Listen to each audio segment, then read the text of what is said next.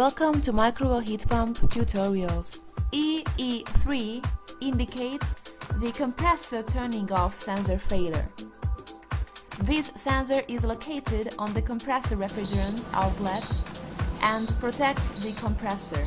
In order to protect the compressor, the heat pump will turn the compressor off and the heat pump itself will switch to standby mode. Please contact your distributor or service department. This sensor needs to be replaced. Thank you for watching Microwell heat pump tutorials. For more information, please visit www.microwell.eu.